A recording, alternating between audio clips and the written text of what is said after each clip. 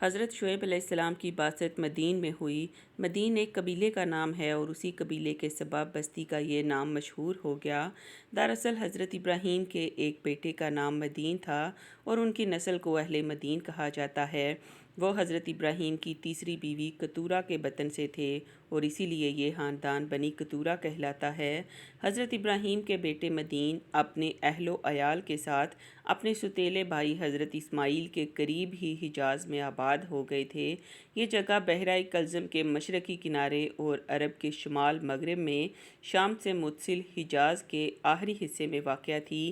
حجاز سے شام، فلسطین اور مصر کے سفر کے دوران قبیلہ مدین کی اس بستی کے کھنڈرات دکھائی دیتے ہیں، جبکہ مدین نام کا ایک شہر آج بھی مشرقی اردن کی بندرگاہ معان کے قریب موجود ہے۔ قرآن کریم میں حضرت شعیب اور ان کی قوم کا تذکرہ 11 مقامات پر آیا ہے۔ حضرت شعیب جس قوم کی طرف مبعوث فرمائے گئے، قرآن کریم میں اسے اہل مدین، اصحاب مدین اور اصحاب ایکا کے نام سے پکارا گیا ہے۔ اصحاب مدین اور اصحاب ایکا ایک ہی قبیلے کے دو نام ہیں یا یہ دونوں الگ الگ قبائل ہیں، اس بارے میں مفسرین کی مختلف آراء ہیں۔ کچھ کی رائے ہے کہ یہ دونوں علیحدہ علیحدہ قومیں تھیں۔ ایک قوم کی ہلاکت کے بعد حضرت شعیب دوسری قوم کی طرف مبعوث فرمائے گئے۔ بعض نے لکھا کہ مدین اور اصحاب ایکا یعنی جھنڈ والے ایک ہی قبیلے کے دو نام ہیں۔ ان دونوں کی رہائش مختلف جگہوں پر تھی۔ اصحاب مدین تہذیب و تمدن سے آشنا شہری قبیلہ تھا۔ یہ لوگ جس بڑی شاہراہ پر رہتے تھے وہ شام سے فلسطین، یمن اور مصر سے ہوتی ہوئی بحیرہ کلزم کے مشرقی کنارے سے گزرتی ہے اور حجاز کے تجارتی قافلے اسی راستے سے سفر کیا کرتے تھے۔ قرآن کریم میں اللہ تعالیٰ ارشاد فرماتے ہیں، اور یہ دونوں بستیاں حضرت لوط کی قوم اور مدین بڑی شاہراہ پر آباد تھیں۔ اصحاب ایکا ایک بدوی قبیلہ تھا۔ عرب میں ایکا ان سرسبز اور شاداب جھاڑیوں کو کہتے ہیں جو ہرے بھرے درختوں پر مشتمل گھنے جنگلوں میں جھنڈ کی شکل میں بکثرت ہوتی ہیں۔ علامہ ابن کثیر کے مطابق ایکا ایک درخت کا نام تھا جس کی قبیلے کے لوگ پوجا کرتے تھے، چنانچہ اسی نسبت سے اہل مدین ہی کو اصحاب ایکا کہا گیا۔ بہرحال اکثریت کی رائے یہی ہے کہ یہ دونوں قومیں ایک ہی قبیلے اور نسل سے تعلق رکھتی تھیں اور قوم شعیب کہلاتی تھیں۔ بڑی شاہراہ پر آباد قبیلے کے لوگوں کو والد کی نسبت سے مدین کہا جانے لگا، جبکہ سرسبز علاقے میں رہنے والے اصحاب ایکا کے نام سے مشہور ہوئے۔ دنیا میں جتنے بھی انبیاء کرام مبعوث فرمائے گئے، ان کی دعوت کا مشترکہ مقصد حقوق کی احسن طریقے سے ادائیگی کی تعلیم عام کرنا تھا۔ حقوق دو قسم کے ہیں، ایک حقوق اللہ یعنی اللہ کی عبادت اور اس کی ہدایات پر عمل، اور دوسرا حقوق العباد جس کا تعلق انسانوں سے ہے۔ دنیا میں قوم لوط کے بعد قوم شعیب وہ قوم تھی جو دونوں حقوق پامال کر رہی تھی۔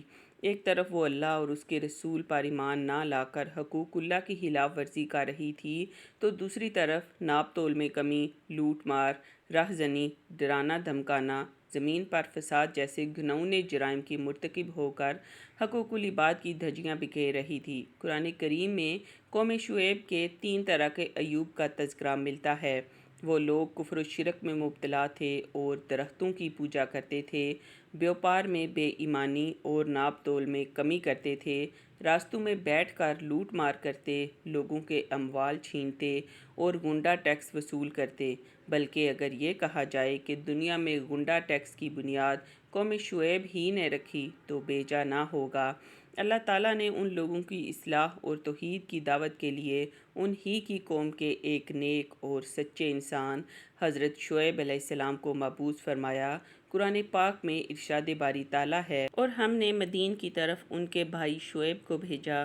پچھلی قوموں کی طرح قوم شعیب میں بھی مشرکانہ رسم و عقائد کا دورہ تھا۔